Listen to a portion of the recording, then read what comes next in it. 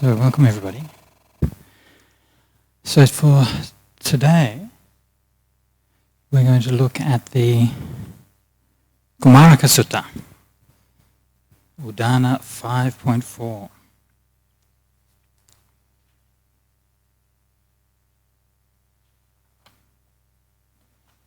And the reason that I chose this sutta, because I like it a lot for a number of reasons, and I'd often mentioned this sutta and used it in teaching and so on, but it's one of those ones that I'd read years ago and then I'd kind of forgotten where it was. And so when I was in Germany, I mentioned it, and somebody there asked me where it was and I couldn't remember, so anyway they found it and sent it to me. And that was just before somebody said, what sutta do we do for the class this week? So I said, okay, we'll do this one.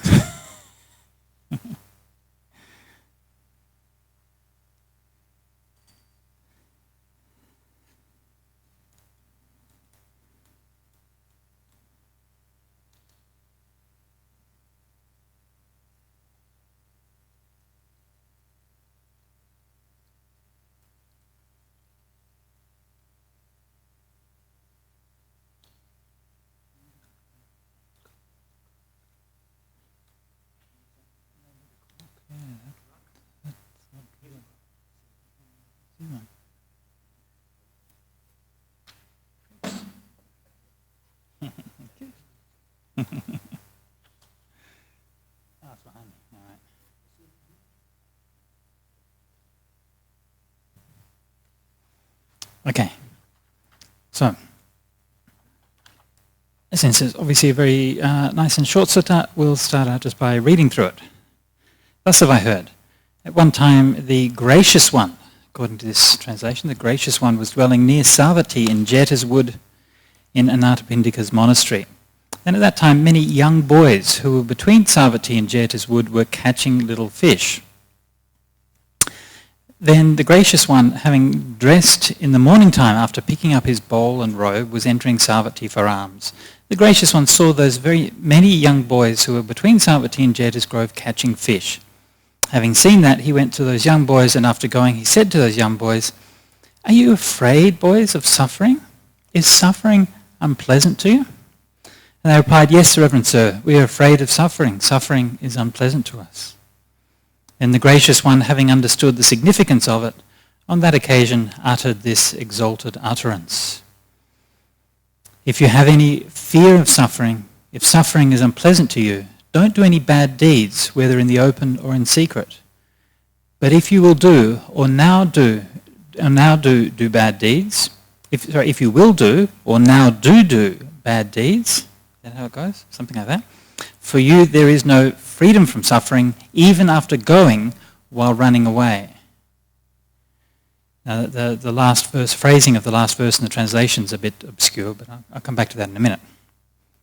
Anyway, on the whole, sutta should be fairly straightforward, right? Nice, simple one. You're breathing a sigh of relief, thinking, finally, something that makes sense. Excellent. So, I'd like this to be give you a chance for discussion and so on, and so I don't want to talk too much. But anyway, I will start out by just giving a little bit of background and so on in this particular collection and the sutta. But please feel free to interrupt and ask questions at any time. Yeah. Any questions so far? No? You. Okay. So, yeah. Thank you. Sorry, Bante, I just have a different translation from you. So, which I liked. I haven't read the other one. Okay. But you read it, and it instead of suffering it says pain, which is kind of more real to me anyway. Yeah. How does that one translate the last verse? If we are afraid of pain, if pain is hateful to you, do not an evil deed openly or in secret. And if ye shall do an evil deed or do one now. There's no escape from pain, though you spring up and flee. Though you spring up and flee. There's no escape from pain, whether you spring up and flee. Okay, interesting translation. Okay, we'll come back to that last line. It's a bit obscure even in the Pali, so that's why the translation is quite different. Okay. So yeah, the pain versus suffering, which one's better? See, the word in Pali, of course, is dukkha, right?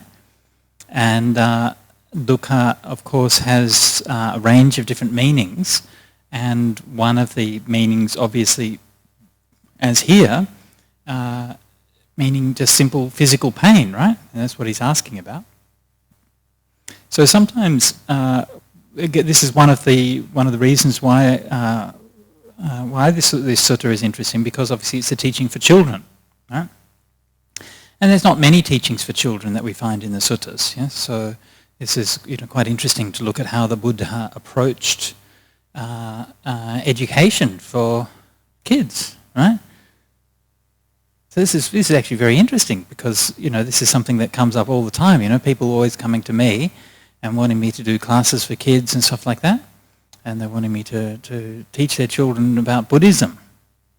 And I use this sutta as an example for how it's completely unnecessary to teach their children about Buddhism, because they already understand about Buddhism. And then I use this sutta to show. Yeah? Because of course the point of the sutta is that the kids already know what's right and what's wrong. Yeah?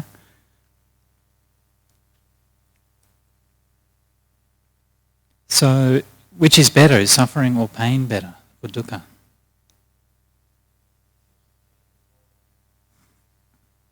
Right? Pain is more... Yeah. Pain is more instinctive, but pain can also mean mental suffering. Nicholas?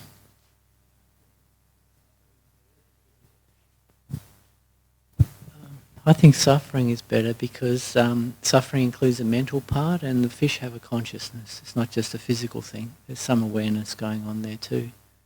So I think the word suffering covers the pain and also the mental suffering of the fish getting tortured. Lynn, were you going to say something? Yeah.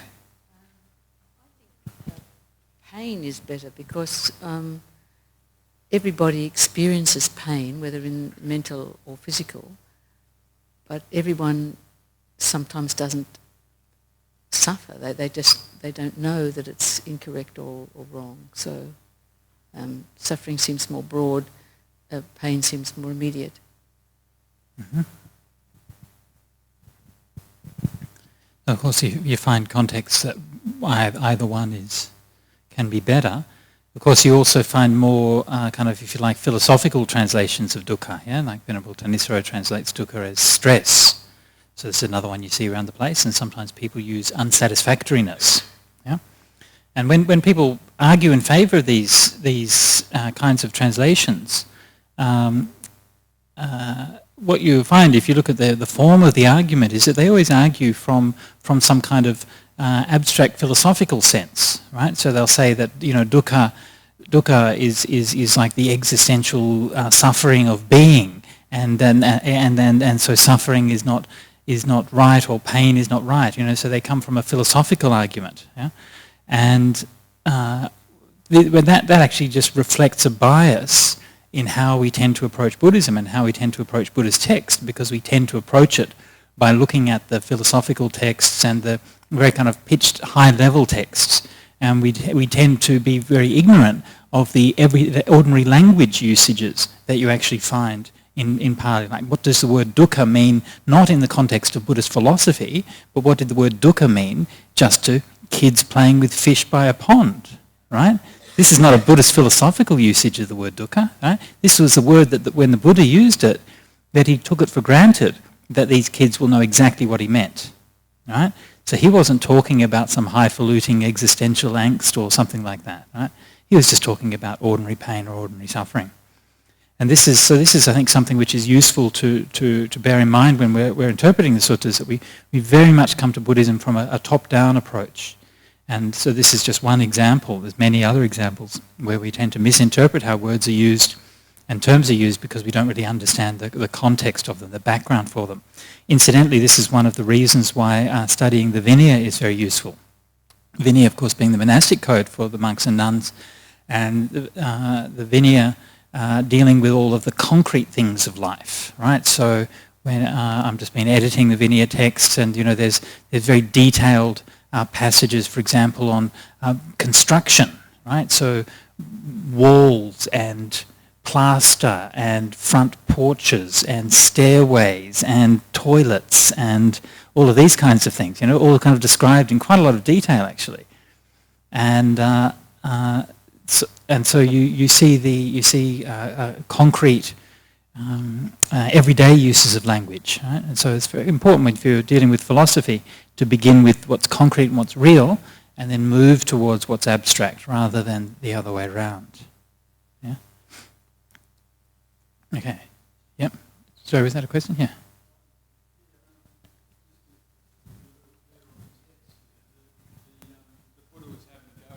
Catching fish, is that right? The Buddha's having a go at the kids for catching fish. Well, I don't know if having a go at them would be an entirely accurate description of what's going on. Okay. Okay, let's just... Well, go on. I was just thinking about what you said about how the young boys would interpret the word, or whatever the word dukkha means to them. And just remembering back to similar instances when I was a kid, I guess, and there's a lot of fear and guilt and fear of punishment. Okay. Would be emotional pain and suffering around guilt and fear of punishment. So do you mean specifically when you're catching fish, or no? Just or torturing ants, something like that. And so if you did that kind of thing, then you'd feel guilty and be afraid of punishment because of it. I guess there's two aspects of that. I'd feel probably if I was caught, right. If someone pointed out to me that perhaps what I was doing was wrong, that would probably cause me to reflect on what I was actually doing to the fish or the ants.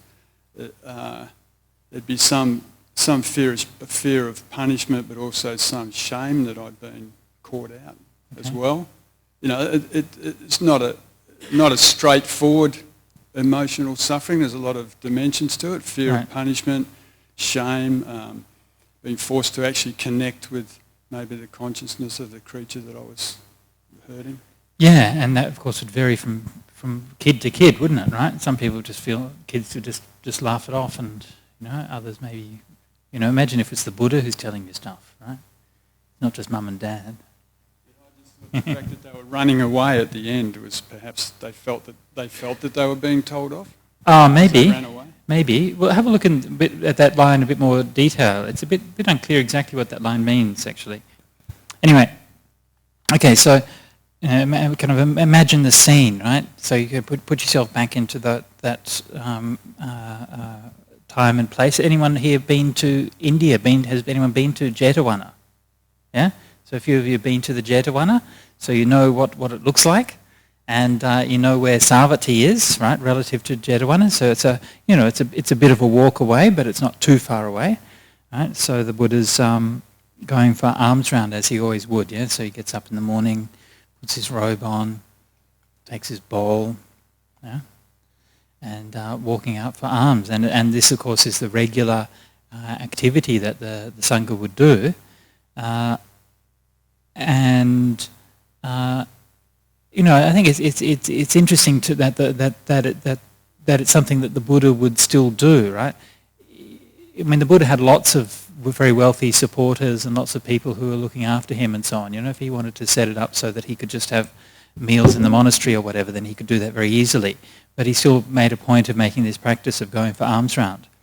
And recently I was in Sri Lanka, and we talked about it. I never got round to making arrangements to go for alms in Sri Lanka, but it seems that in much of Sri Lanka anyway, the alms round practice has kind of died away, and it's not very common there, which I think is a great shame. In many places in Colombo and so on, it's almost looked down on if the monks go for alms round, right? The ones who go for alms round are the bad monks who nobody's going to give any food to, right? In some of the forest monasteries and other places in the villages, they still do it, but a lot of places they don't. It's quite different from Thai Buddhism. In Thai Buddhism, they still pretty much everywhere they go for alms round. Yeah. When I stay in Sydney, I usually go for alms round every morning. I stay in the Buddhist library, which is not far from King Street. So just take my alms bowl and go down the road. So that's quite fun. Yeah. And probably in Australia generally, but certainly in Sydney and certainly in King Street, then it's not possible to be a monk and to ever go hungry, because there's like about an average of 2 Thai restaurants per street block, right? 2 or sometimes 3. On one block there'll be like maybe 3 Thai restaurants or something like that. So the only problem with going for alms really is the potential back problems that come from having to carry all the food back to the monastery.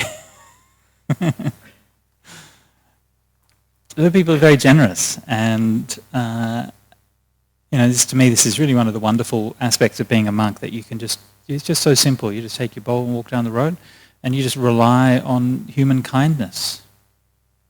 Yeah. When the monks first went to England, they in the 1970s they didn't go for alms round, and when Ajahn Chah came to visit them, he said, you've been going for alms round, and they said, no, it's not the custom here in England. We can't do alms round. And Ajahn Chah just said, you mean that there's no kind people in England? So then they decided to go for alms round. Yeah. And then, I don't know if you've heard this story, but then not long afterwards, they were going for alms round. They were walking through a park. Somebody came up and asked them what they were doing. And they explained, and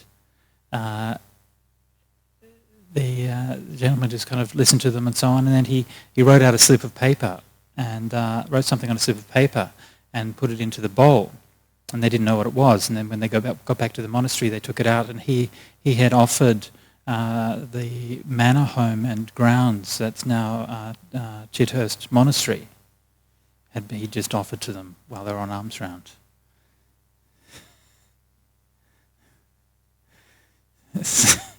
So sometimes you just got to put yourself out there. I don't know if you noticed, but in the papers recently there was some scandals because of the fake Buddhist monks going out and begging for money. Did you read about that?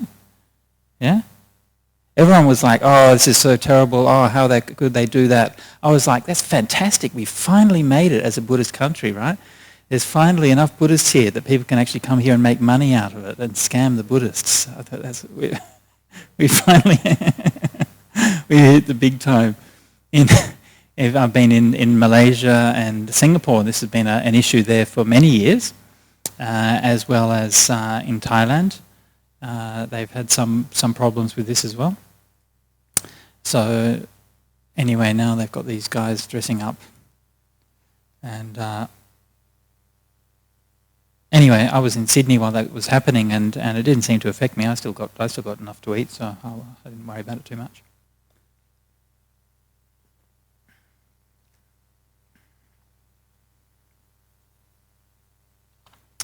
Okay, very good. So that's just a bit of background about the alms practice. Anyone got any questions about that? Huh? Has anyone here had the chance to give alms to monks or nuns when they're on alms round? Yeah? A few people have? Yeah?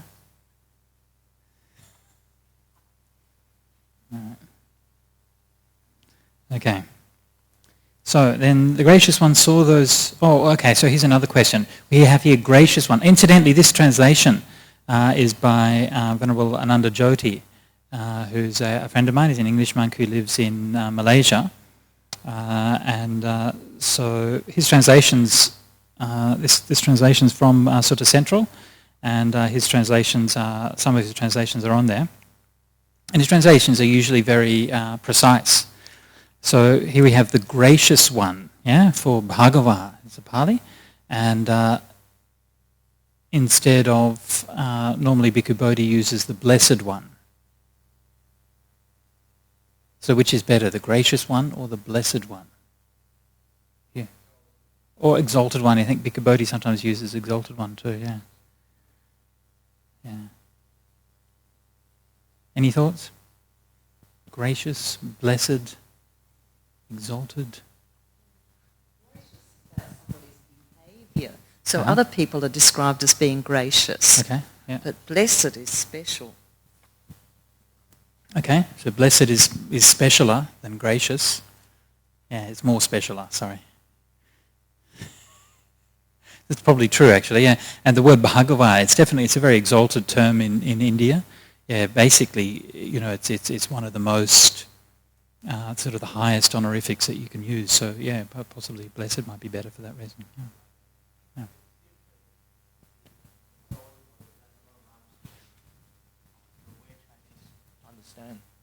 Okay. Yeah, we call the Buddha the world-honored one. The world-honored and by one, the yeah. three worlds, the only one. Yeah.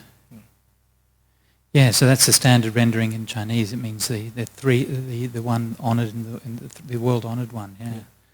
So yeah, it's a bit more higher. Yeah. It's the only one. The one. Yeah. Yeah. Okay.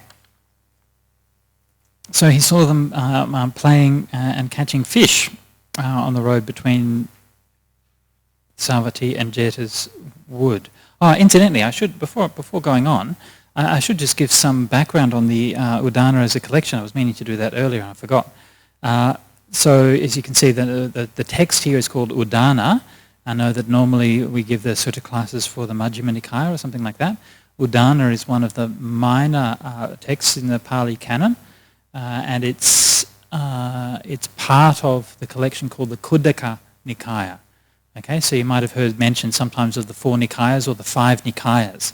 So actually in Pali you have 4 main collections of Nikayas, the long discourses, middle-length discourses, connected discourses, and numerical discourses. And in addition to that you have the Khuddaka Nikaya, which means the minor collections. Okay, in fact the Khuddaka Nikaya is bigger than any of the other collections. That's why they call it the small collection. Probably it started out smaller and then got bigger, right? But and that collection includes a wide range of miscellaneous texts, but a lot of the texts in the Khuddaka Nikaya have a lot of verses in them. One of the most famous of the Khuddaka Nikaya texts, of course, is the Dhammapada, which is probably the most famous of all the Buddhist scriptures. And the Udana is another collection. Now the Udana is in many ways very similar to the Dhammapada, and in some ways is part of a same group of literature or group of texts. The Udana as an idea means something like inspired saying, right? The root ana is same root as you find in anapanasati, is to breathe, right? So Udana, the prefix ud literally means up. Okay, so it's breathing an up breath, breathing up, something like that. So it's kind of some inspired saying, and in the commentaries describe it as saying that when the speaker becomes so full of joy that they have to give forth an utterance of the Dhamma. They just can't help it because they're so full of joy. Yeah, I'm not quite sure if that exactly applies in this particular case, but anyway. So. And the Udana is one of the 9 Angas, which is a group of texts which is the earliest collection of Buddhist texts which is mentioned in the scriptures themselves. Right? So before we had the Tripitaka, before we had the Nikayas, before we had the Majjhima and Digha and so on, the discourses were organized in a framework called the Angas, which is 9 Angas. And one of those 9 is the Udana. So what exactly the Udana meant in that very early framework of the Angas is not entirely clear. Whether it was identical with the book we have today seems unlikely, but it was probably a collection of material which is similar to or related to the text, the Udana we have today. like many of the Khuddaka books, the Udana exists in a number of different versions, although there's no versions that very closely correspond with the Pali text that we call the Udana. And in fact, in most of the other versions, a text called the Udana, there's no stories in them. They're just the verses. Okay, we have a couple of Sanskrit texts called Udana or Udana Varga, and similar texts also in Tibetan and Chinese. And these, if you take the prose introduction and prose backgrounds out of them and you just have the verses, you end up with something which pretty much looks like a Dhammapada. Okay, so it's a collection of verses arranged by topic. So each verse in the Udana, each chapter has 10 suttas, and those 10 suttas sort of loosely follow a certain theme. There are certain details in the verses themselves that suggest that the Pali collection originally also existed without the narrative sections. Okay, so for example, we find in some of the verses that there are connections between one set of verses and a previous set of verses. Okay, whereas now these are separated by narrative sections, but actually this verse here will connect with that verse there, even though they're now in separate suttas. So it seems that originally the collection was just the verse collections. And very often what you find in the Indian literature is you find like a form, almost, in fact this is almost universal, it's so widely spread in the Indian literature. You have this form of an exposition and a summary and exposition. Okay, so a teaching in brief, and then the teaching in more detail. And the teaching in brief was often what was captured and preserved in the literal form. Okay? In this case, the teaching in brief being the verse itself. Yeah? It's like the seed. And then around that seed would be the oral commentary, which would be more free-flowing, more adaptive, more responsive to the environment, and would express the personality of the speaker and so on. Much the same as what I'm doing today with this sutta class. Right? So with this class, we're taking a text, which is the summary, and then I'm giving an exposition and more explanation about it. And that's the way that all of these texts were passed down in the Indian tradition, right? Except here the text itself would have been just the verses, and then the summary, the background would have been something to give a bit of life and flavour and colour and context to the verses themselves. So for that reason, what we sometimes find is that the verses and the background stories don't really agree all that well. Okay? There's sometimes a loose connection between the verses and the background story. So for example, if you look at this particular one, there's nothing particularly in those verses that connect it with that story. Okay? I mean, it's generically connected with the story. It talks about suffering and fear of suffering and so on. It's not inappropriate for the context, right? But it doesn't specifically mention about the boys and the fish and all of those details that make that story unique, right?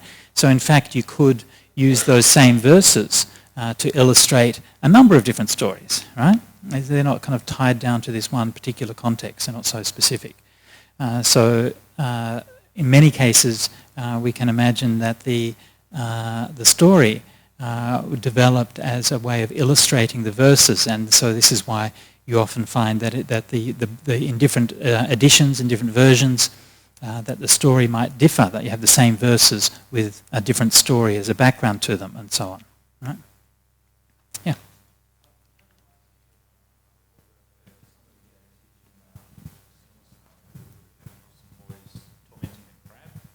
Breaking the crab's legs or something. Yeah, that was probably me who told that, and I probably mistook the crab for the fish. Actually, I mentioned before that I was I told this story when I was in Germany, and then I couldn't find it. And that was the reason why I couldn't find it, because I was looking for it under crabs, and yeah, so the story changed and grew in my mind over the years. So it was interesting to come back and see it again. Yeah.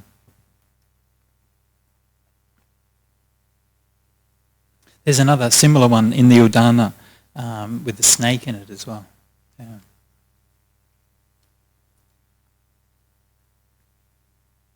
Okay, so that's just so just a bit more on the background.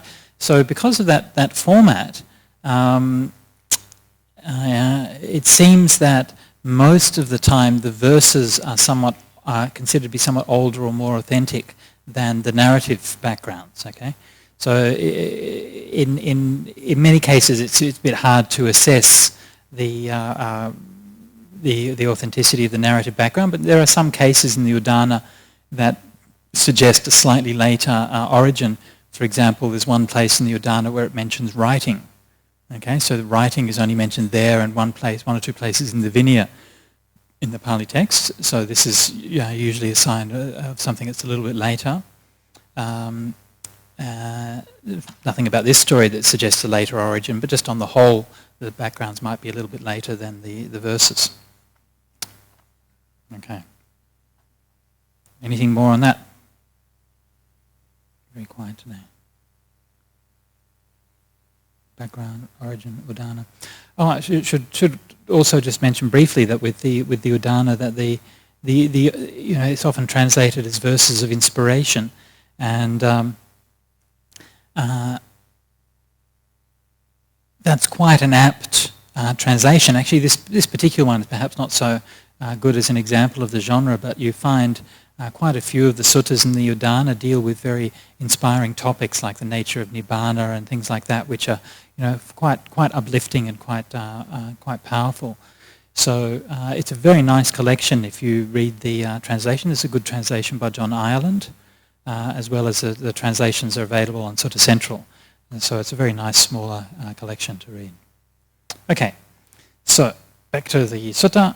The Buddha's walking along the road. So I want you to picture in your mind's eye what it's like for the Buddha to walk along the road. Notice that he isn't like floating 3 feet in the air.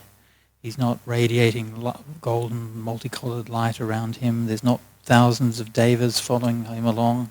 You can add those details in if you like, but they're not actually there in the text. I was in Sri Lanka recently. I attended a film screening for a new film on the life of the Buddha. Sri Siddhartha Gautama, it's called. Actually, I'm not sure if they're coming to Perth, but they're bringing the film to Australia soon. They're doing a screening in Sydney. I'm not sure if they're doing a screening here. Are they? Okay. Oh, okay, so the Sri Lankan Temple's organising. Okay, so do you know what the date is? Okay, good. So yeah, if you get the chance, then it's very nice, nicely done film production. It tells the life of the Buddha from his birth up to the night of his enlightenment, right? So it stops, it ends with this cliffhanger on the night of his enlightenment, and you're like, you don't know what's going to happen next, so you have to come back for the next one. And one of the distinctive features of that film is that there's no miracles. Right, so there's no walking on lotuses and none of these kinds of things. Yeah, it's all completely straight. Yeah, so quite nicely done like that, and it focuses on the emotions, especially of like the going forth when Siddhartha was leaving home, and then the impact that had on him and his family and his wife and all of these kinds of things. So yeah, very very kind of quite movingly done and quite nicely done. None of that stuff. No. Yeah. I think it might be. There was a dream. I think Maya had a dream and things like that. But dreams aren't really supernatural, are they? Yeah.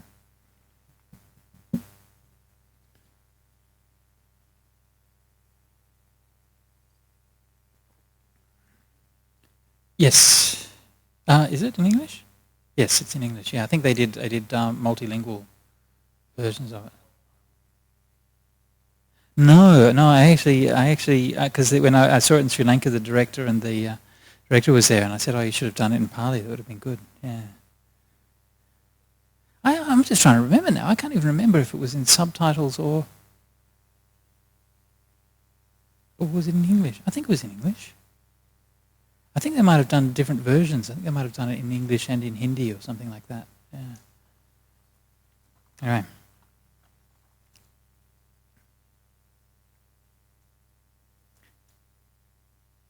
So, okay. So again, this is one of the reasons why I like this sutta, is because it gives the Buddha in a very kind of normal context, right? It's just walking along the road, sees these kids playing with fish, catching fish, and you know, like you're just saying that that's what boys do, isn't it? You know, it's the same. The kids, it's the same thing they do today. Having seen them, he went over there and said to them, "Are you afraid, boys, of suffering? Is suffering unpleasant to you?" And this to me is the crux of the sutta and the most important part of it, the most interesting part of it. He doesn't tell the boys, stop. Right? He doesn't tell them you're wrong. He doesn't tell them you're naughty. Yeah? And this is to me is such an important thing. Yeah? And this is so characteristic of the Buddha's teaching style and the Buddha's method. Instead, he treats the boys with respect. Right? Asks them a question. Are you afraid of suffering? Is suffering unpleasant to you? And then they give the answer. Yeah? So there's only a kernel there, right? But to me, there's a kernel of a teaching method and an education method right in there. Yeah? Not trying to force Buddhism on people, right? But trying to draw out the knowledge and the wisdom that people have, even young kids. And the etymology of the word education, right, is to educe, right? So to educe is like from a duct, like a air conditioning duct or something like that. So to educe is to draw out, right? To draw something out, and the use of the word in that kind of sense derives from the Socratic method, where Socrates believed that every person knows the truth, right? You all know everything already, yeah? And the reason that you know everything already is because you learnt it in your past lives, yeah? And this is not just an incidental. This is something which histories of Western philosophy kind of gloss over, but actually all of the Greek philosophers believed in rebirth. And for Socrates, his belief in rebirth wasn't just an incidental sort of metaphysical belief. It was the foundation of his whole approach. And his whole method, they call the Socratic method, is built on the assumption that we all know everything because we've learnt it in our past lives. Yeah? And so that, if you look at the Socratic method, is always this method of question and counter-question. Yeah? That's how he always would be in these dialogues, right? Exactly the same, but it's a much simpler one here that the Buddha's giving, but it's the same idea, that you're assuming that person knows the answer, and your job as an educator is to not tell them what's the truth, but to draw out from them the wisdom which they already have. Yeah? This is to educe. And Socrates actually demonstrated this when he wanted to prove his point, prove that this was the case. He did it by questioning a young slave boy. Right? Again, the same kind of example of putting it in a context of educating children. I can't remember what the name of the dialogue is now. One of the Socratic dialogues, and he says, if you want me to prove this, he says, okay, this is slave boy here, and they were just talking, and he says this kid understands geometry. Right? Of course, in ancient Greece, geometry was one of the highest and most advanced of all of the sciences, right? And so to suggest, and it was something, you had to do long years of training and so on to be able to master. And so for Socrates to suggest that this unlettered slave boy would know geometry was completely outrageous. And then he set out to prove it, right? And so he just got a stick and a bit of dirt and drew a line on the dirt and said, okay, there's this line, and then just took him step by step through a geometrical proof. And each step of the way would be questioning the kid and drawing out his knowledge, and he showed that he actually understood this proof each step of the way. Yeah? And so this is very much what you see the Buddha doing here. But what's interesting is that the word education, meaning to lead out, is exactly the same etymology as the word vinaya. Right? So we're used to hearing the word vinaya as being the discipline, list of rules and so on for monks and nuns, but actually the literal meaning of the word vinaya is to lead out. Yeah? And so it has that same kind of meaning of leading out. So here he's assuming that the kids already know what's right and what's wrong, and so his job is to question them and get them to become conscious of it, right? because they knew it actually, but they didn't, they just didn't act in accordance with what they knew. They didn't do the right thing, but they knew what the right thing was. So this is what I always do when people, families come and they say, please teach our children the Dhamma. And then I just do something like this and ask the kids, about suffering and pain, and is it right to cause pain, and is it wrong to cause suffering? And the kids always know. And then I tell the parents, what do you want me to teach them? They already know what Dhamma is. Yeah. So that's a good way I can use to get out of having to do more teaching of kids. But it's also it's also very true. And sometimes we think that in the Buddhism community, we think that we need to sort of impose our Dhamma knowledge on children and so on. Whereas in fact, to me that's not so. It's not so important. I mean, yes, of course, there's something which is valuable in terms of learning about the Buddhist tradition and the stories and so on and so forth, and having some familiarity with it. So that's something which is good, but that's not crucial. That's just on the surface of things. The really important thing is to learn how to live well, how to be able to make the right choices, how to be able to distinguish from right from wrong. How to be able to live in a way that leads to happiness for oneself and for others. And these are things which don't really have to be presented in a Buddhist framework or context at all. These are things which actually are just part of life. And so here, the very foundation of Buddhist ethics is a relationship between what is right and what is painful, right? Between goodness and happiness, the relationship between doing bad and suffering. And this is in other religions, in theistic religions, for example, right and wrong is, of course, what's determined by God, right? So God says, "Thou shalt" or "Thou shalt not," and then that's what's right and that's what's wrong, right? Whereas here, what's right and what's wrong is a reflection on the nature of suffering, right? Which a person does themselves. Yeah? So the Buddha's not there to lay down rules and tell people what to do. He's there to draw out your innate wisdom. And it's interesting, I've been living in Sydney for the last 10 years, and there's been some discussion and some controversy about education in the New South Wales education system, and there's similar discussions going on in different parts of Australia.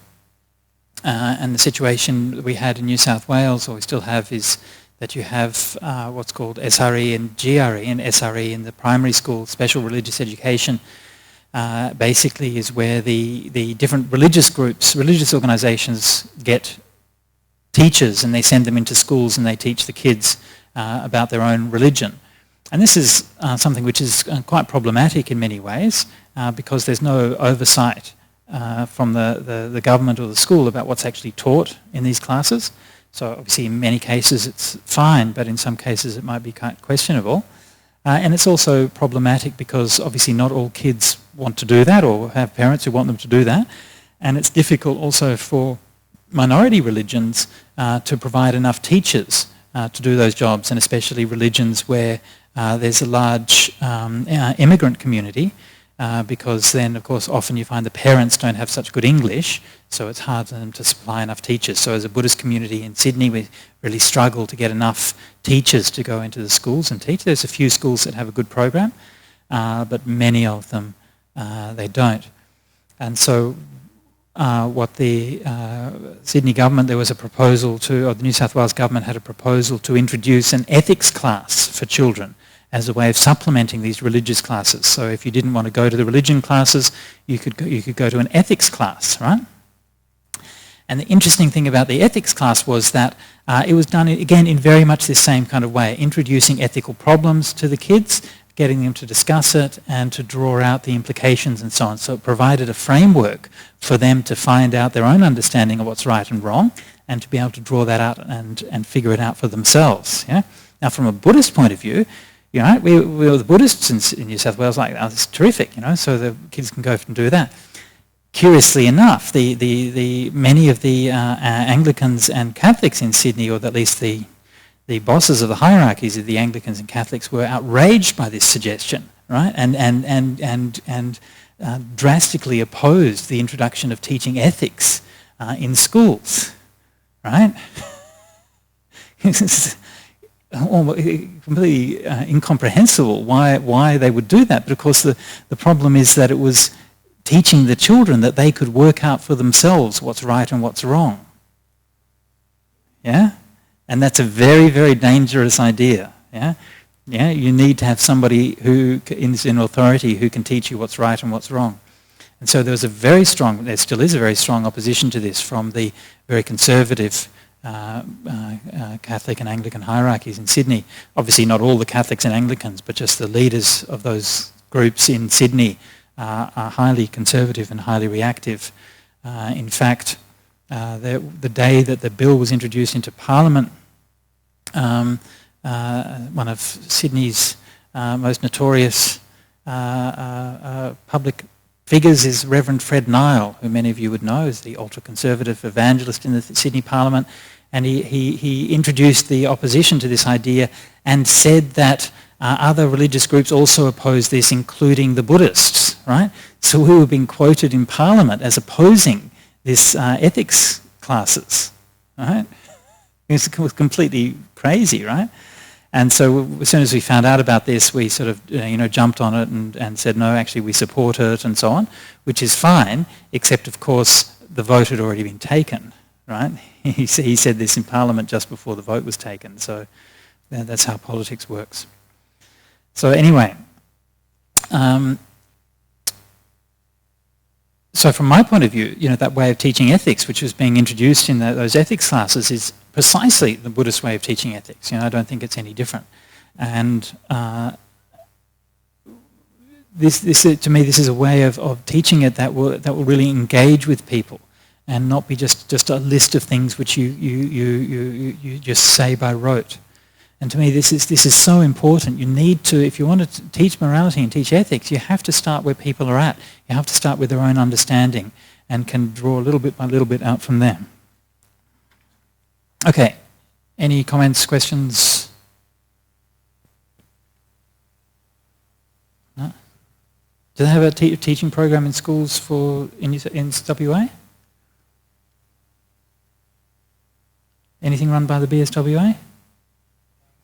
No? No? Really? So what happens to kids in schools in WA?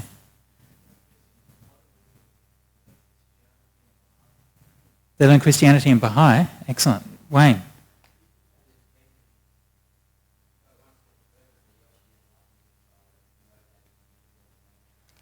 Okay, yeah. Yeah, that's true. Yeah, and I think that idea that you find in the Mahayana, where all beings are already enlightened, and I think this is where that notion, yeah, it's that's where that notion comes from. Yeah.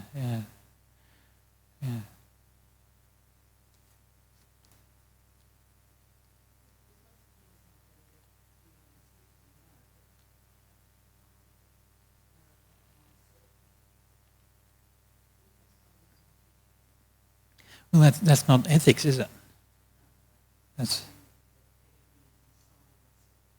Well, I said that Socrates said that everything's inside you, whether he's right or not. But that's similarly, even with not self. I mean, if you look at how the Buddha presented the discourse on not self, the Anatalakkhana Sutta, yeah. Tanking manyata bhikkhave rupang nichang va anicchang vati. What do you think, monks? Is form permanent or impermanent? It's impermanent. Is what is permanent suffering or happiness? It's suffering. Is what you can is impermanent and suffering and subject to change? Is that fit to be considered? This is me. This is what I am. This is myself. No, Bhante. Yeah. So he's actually using the same method there to little bit by little bit to go through and to draw that response out. Yeah. Yeah. And it's something which is it's so characteristic of the Buddha's teachings. If you don't notice it, you don't realize how pervasive it is. But it's so common right the way through as this means of question and answer. Yeah. Wayne. Sorry, what would be a definition? Yonaso manasikara, yeah. That's right, yeah. Exactly, and with the questioning method is Yonaso manasikara means is like inward reflecting, And so that method of questioning is a way of stimulating that, and stimulating that inner inquiry, yeah. Absolutely, yeah, absolutely. And so, you can see with these kids, you can see that the difference, on a shallow point of view, right, is it kind of shallow ethics or sort of conventional ethics. You tell the kids, don't take the fish, right? You put up a sign there saying, don't fish, fine $200 or something like that, right? And maybe you can control behaviour, right? So you might actually get a good outcome in the sense where less fish are going to be hurt, right, which might be good. But there's no wisdom there, right? So from a Buddhist point of view, you're always playing the long game, right? Now in terms of effectiveness, which is more effective in getting the kids to stop fishing, right? Is it more effective to say don't fish, or is it more effective to engage them and to get them to reflect, right? Well, you might find one way or the other, right? Sometimes it might be more effective just to say don't do it, if you do it I'll hit you, right? Sometimes you don't have time to say anything else, right? So sometimes that might be, might get the response that you want, but it's actually, that's all it does. It controls someone's behaviour for a little while and doesn't really get you any further. In fact, they're just as likely to go off and do it somewhere else if you tell them not to do that. So I remember when we were kids in Perth, we used to jump off the cliffs down on the riverfront down in near Attadale, down on the river there. There's some quite high rocks, and we used to go down and jump off them and so on. And then one of my friends, his mum found out we were doing this, and then she banned him. Said no jumping off cliffs, right? And so he told me about this, and he said it's more like a high rock, really, isn't it, than a cliff as such.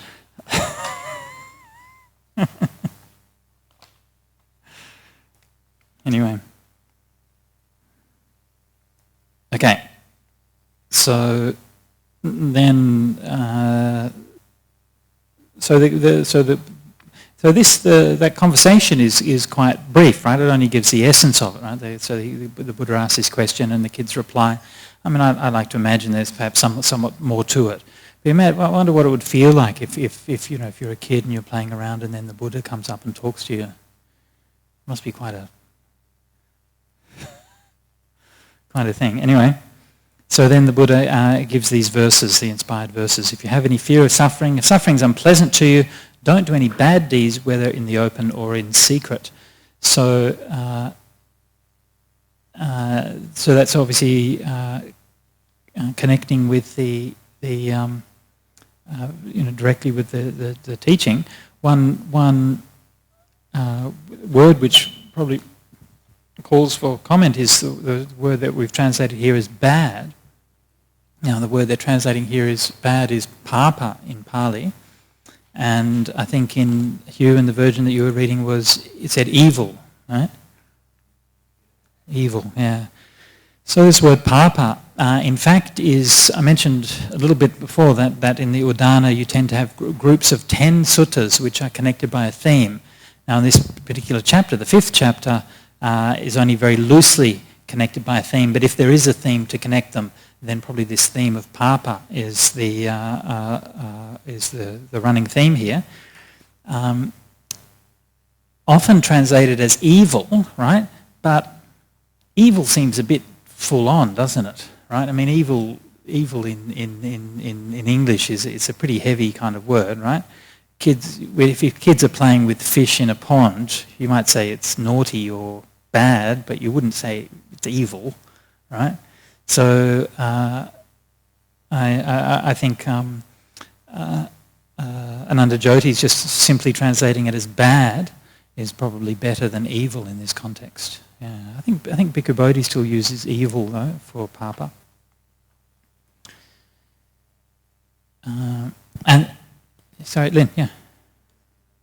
Papa, P-A-P-A, as in Il Papa, the Pope, or in Pali would be the evil one.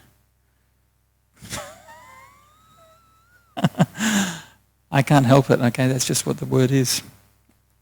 When Ajahn Chandika was starting his monastery in New Zealand, the name of the road that the monastery was on sounds very much like a Pali word, even though it was probably like a Maori word or something.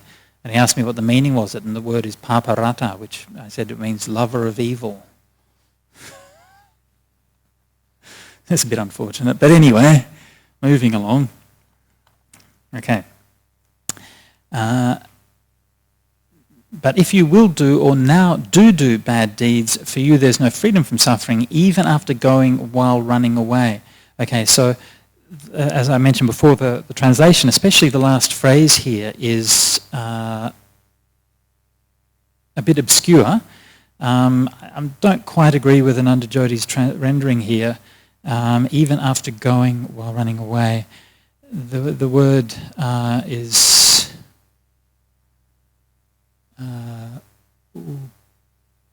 I'm just remember what the word is now. I think it's upetcha. I think it's upetcha. I think it's upechapi, which I would translate as normally means to approach or to come near. Right? So perhaps you'd translate it as there's no escape when whether coming or going. Palayati. And I think the sense of it is clear enough. Basically, the sense is that you can't escape from the if you do bad karma, you can't escape from it no matter what you do. Right? Is the sense of it. But what the exact force of the idiom is a bit hard to figure out. So I would say while coming or going, perhaps might be more literal. What did you have there for that one? The last line there, Hugh?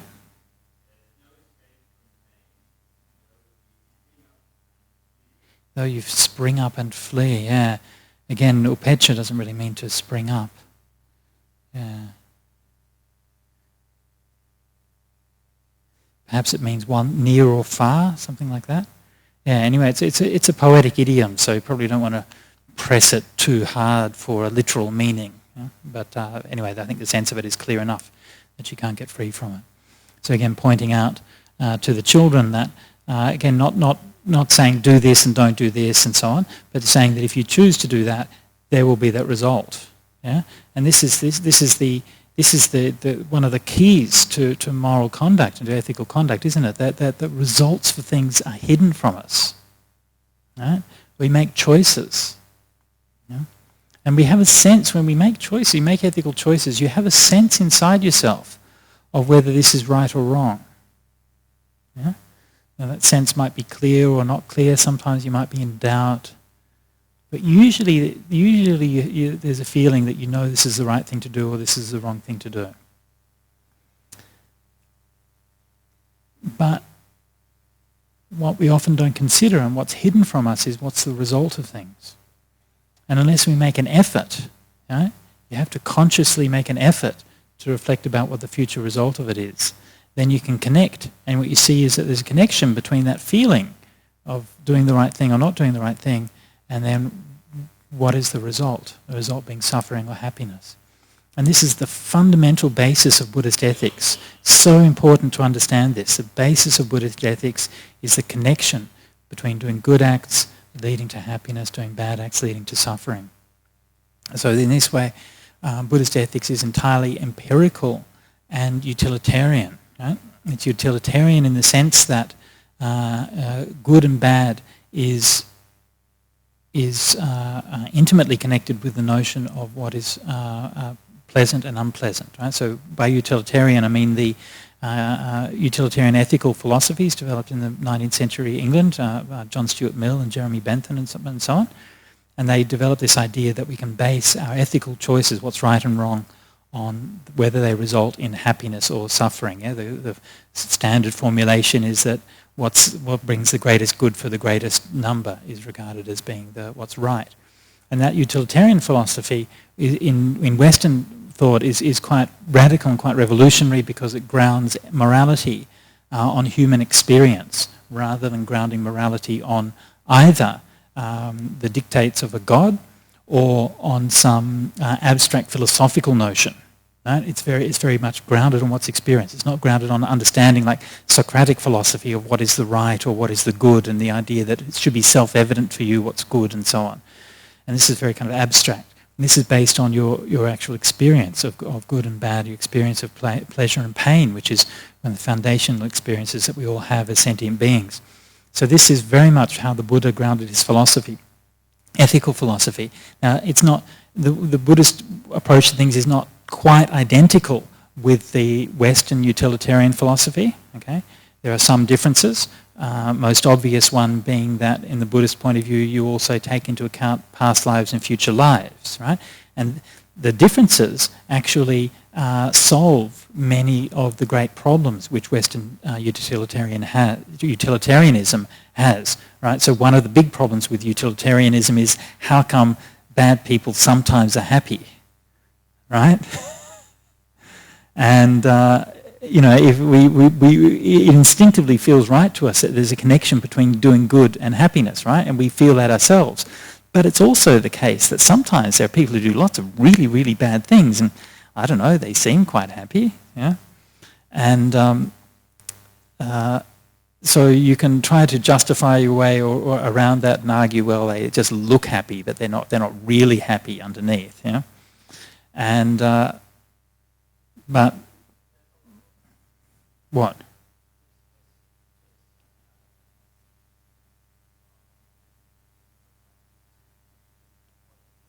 Well, exactly. How do you know? Maybe they really are happy. Yeah. So from a Buddhist point of view, then we understand that in terms of karma, which is basically just means that there's a delay, but there's a period of time, or there can be a period of time between cause and effect. So sometimes you'll experience the results straight away, and then sometimes it'll take different periods of time for that to happen. So that's only one example. So there are differences between the Western utilitarian philosophy and the Buddhist philosophy, but it is still, I think, taking basically the same approach and a similar approach to grounding ethics. So ethics is grounded in experience rather than being grounded in, on the one hand, dictates of a God, or on the other hand, a abstract philosophical notion. Yeah.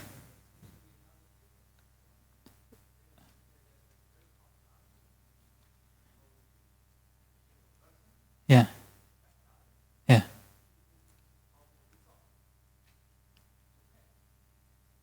If you kill the bad guy, then people's problem will be solved. Oh, right, yeah.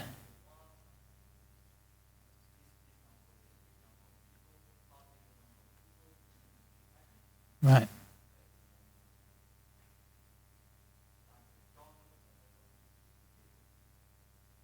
Right, this is another utilitarian argument, right? So yeah, you can justify. Okay. So, well, yeah. Yeah, so this is another common argument with utilitarianism is if utilitarianism is correct, the greatest good, what is good means what brings the greatest happiness for the greatest number, then you could, in principle anyway, you can start to justify some what appear to be quite problematic things, right? So if you think somebody's going to be a murderer or whatever, then you can just take them out, right? I mean, this seems to be a fairly common practice, doesn't it? I mean, it seems to be policy of certain governments is that if there's somebody who's bad, you can just kill them, and that's okay, yeah? And that seems to be the kind of justification.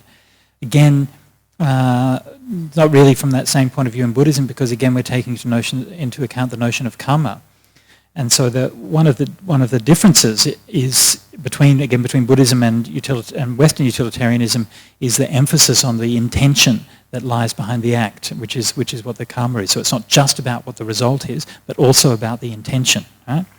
And one thing that you find in philosophy, certainly in ethical philosophy, right? If you try to make it if you try to base it on one thing, right? You always end up with that kind of counterintuitive result, right? Moral philosophy is an attempt to provide a theoretical framework which can sort of consistently and coherently account for our moral intuitions, right? So it can explain why we think some things are bad and some things are good, and can give us guidance in areas where it's hard to find those things out, right? But almost every case, you can find that whatever moral philosophy you choose, if it's based on one simple principle, it will always lead to some ridiculous or revolting, counterintuitive conclusion. Yeah? And so, from the Buddhist point of view, rather than choosing just that one thing, or what's the greatest happiness for the greatest number, but it's also about what is your intention. Right? So these two things are always working both. It's both the result and the cause. And so it's much more interactive. And then that gives it more flexibility and more, it's more responsive and more, it doesn't tend to lead to those kind of extreme results, okay? So, for example, in that kind of case, you can say, well, if you can kill one bad guy, that can stop him from killing a lot of others, and that's going to lead to the greatest happiness of the greatest number, right? But then what is your intention, right? So by your intention to kill, you're creating the bad karma of killing, which is going to result for suffering for yourself in the future.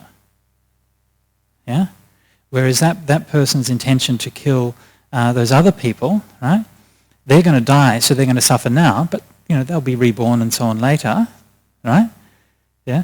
So you're taking into account those intentions. So what you might in fact argue is by killing that person, you're stopping them. What you're really doing is not stopping them from killing, but you're stopping them from committing the bad karma, which is going to cause suffering for them in the future. Yeah? So that should be your justification. Right? Of course, from a Buddhist point of view, you'd say, well, look, if there's another way of doing that, that would be much nicer, right? Perhaps you can persuade him to do otherwise, or if you can't persuade them to do otherwise, you might want to lock them up, yeah, or something like that. But also from a Buddhist point of view, we don't have to conclude that something is either black or white. That's another very important aspect of Buddhist ethics, right? There's black karma with black result, white karma with white result, black and white karma with black and white result, right? And neither black nor white karma with neither black nor white result. Yeah? So in this case here with the boys and the fish, it's pretty straightforward. They're hurting the fish. It's not really doing any good for anybody. So it's a bad thing, and so it's not a good idea to do it. But in some cases, you might wonder. So you might think, well, look, if this man is a serial killer and he's going to go off and kill another 6 people, am I justified in killing them now? Let's assume that there's no other choices. And you might think, well, this is a black and white karma. It's white because I'm going to save those other people, but it's black because I'm going to commit the act of killing this person. Okay? So that's a kind of mixed karma. And when you might think, well, it's not justified, right? You might think that it's not for me to play that kind of role, right? The problem is, though, that you just have to jiggle the numbers a bit, and that eventually it becomes hard to refuse, right? If you can, and the ultimate example is, should you kill Hitler, right? So, really, would it be right to kill Hitler in order to stop tens of millions of people from dying in the Second World War? I think, most people, even if they're Buddhist monks, would probably struggle with that one, not having the opportunity, if you had the opportunity to kill Hitler. You'd be happy to leave Hitler to make those choices?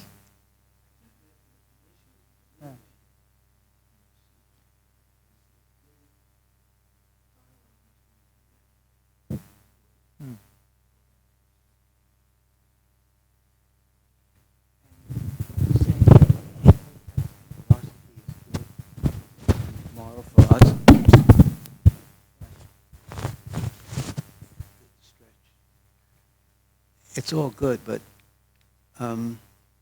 what was he doing? He wasn't talking about karma, because little children really can't understand karma, because they understand what's happening right in the moment, nothing else. So how did he teach them? What was he doing?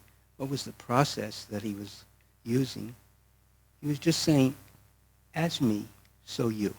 That's the Buddhist teaching. As the fish, so you. As you, so the fish. If your mother, if someone killed your mother, how would you feel? Oh, I'd feel terrible. So you don't kill someone else's mother. If you kill the fish, how are they going to feel? They're going to feel bad. How would you feel if someone killed you? I think that's the real issue. And he's teaching them very directly, very immediately, without any philosophy involved in it. And they could understand that right away, as me, so you. That's the teaching. And that is the Buddhist teaching, always. Immediate, akalika, rather than in the future. I don't believe in this idea of karma. I mean, there is karma, but you don't have to understand karma. As me, so you. As I do right now, if I kill Hitler right now, how am I going to feel? What is this idea about saving all the world? It's just an idea. It's still, you're creating bad karma. And if everyone had this idea, the Buddha is always going to the absolute. And the absolute is not to hurt anyone. That is the most important, because otherwise it keeps going. The whole thing keeps going. There's no end to it. Everyone is safe with me, hopefully. I hope so. Does that make sense? I don't know. Thanks. Okay, very good. Okay, so I think the class is supposed to finish at 4:15, is that right? Supposed to wrap up? Yeah. So it's now close to finishing time. Any more questions before we wrap up? No. So a few people commented about how we're going to make a sutta class out of such a short sutta, but we seem to have done okay. And sometimes I think we choose these long suttas, Majjhima suttas and things like that. There's so many things in them, it's hard to give them space to breathe in a sutta class. Yeah.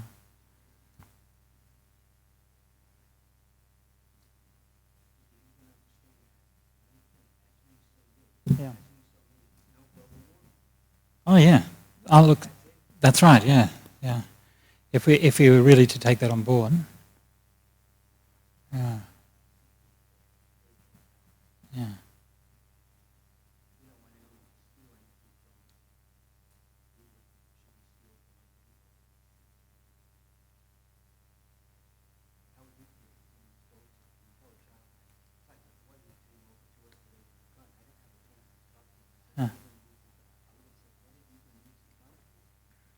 A toy gun, by the way, just in case to clarify.